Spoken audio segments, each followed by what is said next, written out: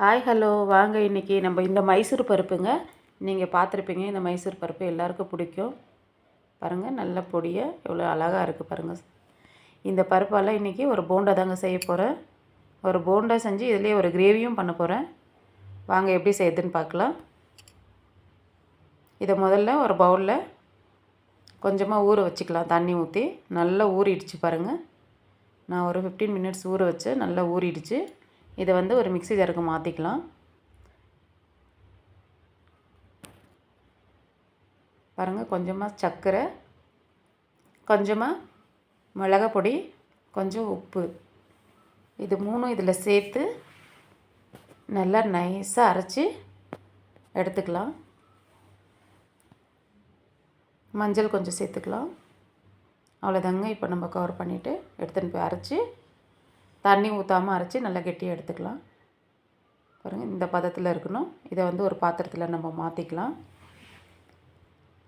ஊற வச்ச பருப்பு எல்லாமே இதே மாதிரி அரைச்சி எடுத்துகிட்டு, நான் ஒரு பச்சை மிளகா எடுத்துருக்கேன். ஒரே ஒரு பச்சை மிளகா பெரிய சைஸில்.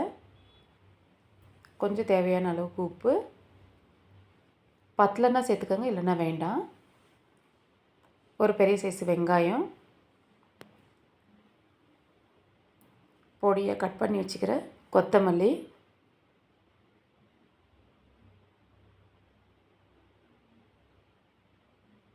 நல்லா டேஸ்ட்டாக இருக்க கொஞ்சம் கொத்தமல்லி நிறையவே சேர்த்துக்கலாம்.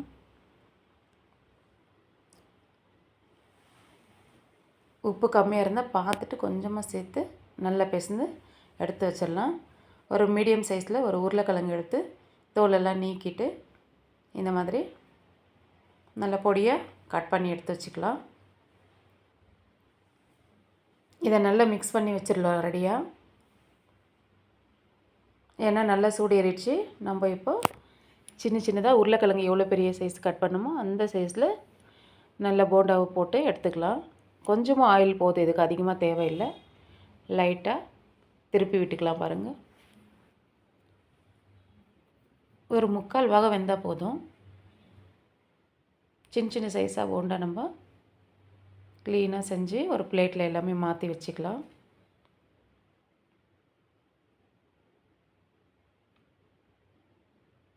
பாருங்கள், இந்த அளவுக்கு இருந்தால் போதும். எல்லாத்தையும் செஞ்சு ஒரு பிளேட்டில் மாற்றி வச்சிடலாம். உருளைக்கிழங்கு பொடியை கட் பண்ணி வச்சுக்கிறேன் இல்லையா, அதை எடுத்து அதே ஆயிலில் கொஞ்சமாக உப்பு சேர்த்து நல்லா ஃப்ரை பண்ணி எடுத்துடலாம், பொன்னிறமாக வர அளவுக்கு. இந்த உருளைக்கிழங்கும் அதே குழம்புல தாங்க நம்ம சேர்க்க போகிறோம். உருளைக்கிழங்கு சேர்த்தா நல்லா டேஸ்ட்டாக இருக்கும் குழம்பு. இதுக்கு தேவையான மசாலா, ஒரு பட்டை, லவங்கம், 2 ஏலக்காய், ஒரு இலை, பிரியாணி இலை, எல்லாமே இதில் மீந்திருக்கிற எண்ணெயிலே நம்ம செய்ய போகிறோம். எண்ணெய் ஒன்றும் அதிகமாக இதுக்கு தேவைப்படாது. இதிலே சேர்த்து லைட்டாக நம்ம ஃப்ரை பண்ணிக்கலாம். அதையே கூடவே நம்ம பொடியாக ஒரு மீடியம் சைஸ் வெங்காயம் நறுக்கி வச்சுருக்கேன், வெங்காயமும் சேர்த்து நல்லா ஃப்ரை பண்ணிடலாம். நல்லா பொன்னிறமாக ஃபுல்லாக நல்லா வதங்கிடணும் வெங்காயம். அடுத்து ஒரு பச்சை மிளகா 2, ஒரு தக்காளி பொடியை கட் பண்ணி அதையும் சேர்த்து நல்லா நம்ம வதக்கிக்கலாம். நல்லா வதங்கணும். மீடியமில் வச்சுக்கலாம், சிம்மில் ஸ்டவ்வு. இஞ்சி பூண்டு பேஸ்ட்டு சேர்த்துக்கலாங்க. நான் 1/2 டீஸ்பூன் இஞ்சியும் 1/2 டீஸ்பூன்னு பூண்டும் 2 பேஸ்ட்டு சேர்த்தாச்சு. இதில் நல்லா வதக்கிக்கலாம். வதங்கட்டும் இது நல்லா. இப்போது நம்ம தேவையான மசாலாவை ரெடி பண்ணிக்கலாம்.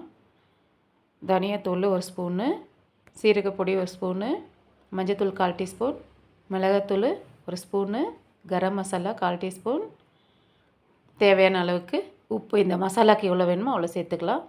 இது எல்லாமே நான் இப்போது இந்த தக்காளி வதங்கிட்டு இருக்கு இல்லையா, அதில் நான் சேர்த்து போகிறேன். சேர்த்து நல்லா இப்போ கலக்கிக்கலாம். இதுக்கு தண்ணி கொஞ்சமாக விட்டு நல்லா ஃப்ரை பண்ணிக்கலாம்.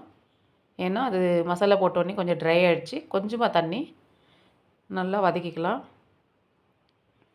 பச்சை வாசனை போகிற அளவுக்கு நல்லா நம்ம வதக்கி எடுத்துக்கலாம்.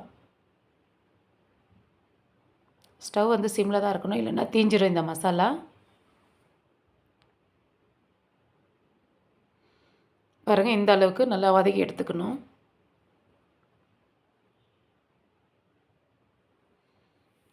இதுக்கு இப்போ நம்ம தண்ணி ஊற்றிக்கலாம். எவ்வளோ குழம்பு வேணுமோ அந்த அளவுக்கு தண்ணி ஊற்றி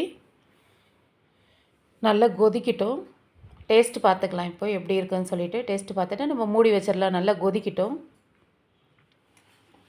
நல்லா கொதிச்சிருச்சு. இப்போ உருளைக்கிழங்கும் இந்த போண்டாவும் சேர்த்து நம்ம மூடி வச்சிடலாம். ஒரு 15 மினிட்ஸு சிம்மில். நல்லா கொதித்து போண்டாவும் உருளைக்கிழங்கும் ரெண்டுமே வெந்துடும்.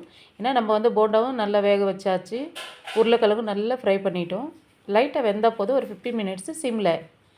நல்லா சூப்பராக டேஸ்ட்டான ஒரு மைசூர் போண்டா கிரேவி ரெடி ஆயிடுச்சு.